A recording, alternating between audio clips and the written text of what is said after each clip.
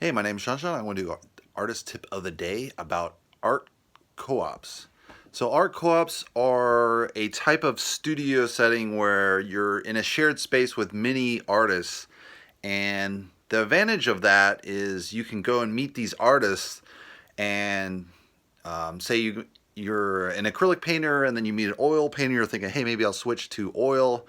You can go meet with that artist and see how they're using that oil, learn their techniques, and really ramp up your quality from acrylic to oil quite fast.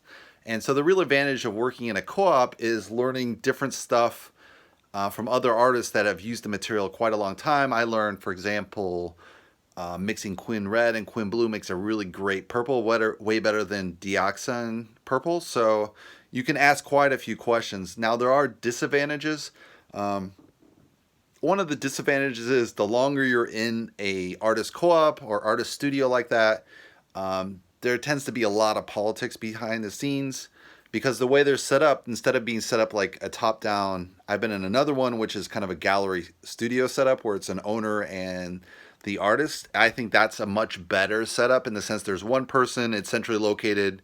You like the gallery owner, you don't, and there's not much politics. There's some sniping between the artists, but it's more like talking crap, like oil's better than acrylic, acrylic's better than oil, watercolor's better, who knows, you know.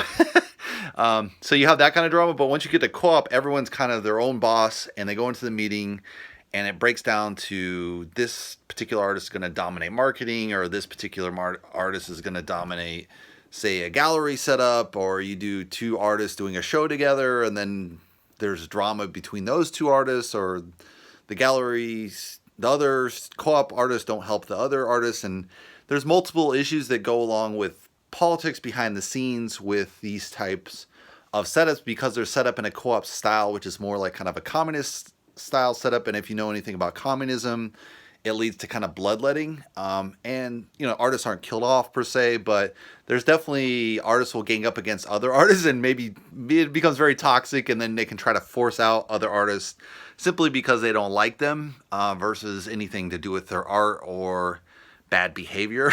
So it can be really terrible setting. So I would encourage people to maybe be in an artist co-op for a very short time, maybe a year, maybe a year and a half, and you can learn quite a bit from those other artists, but don't stay there too long because there tends to be a lot of politics behind the scene, and that can become very toxic over time.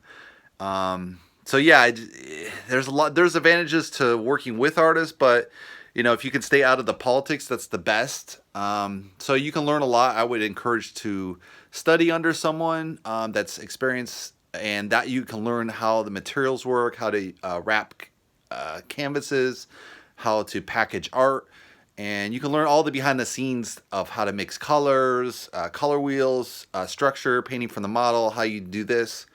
So all the little tidbits that artists will know, you can learn quite fast inside of an art co-op versus being on your own. You have no idea, and then you randomly find it on the internet.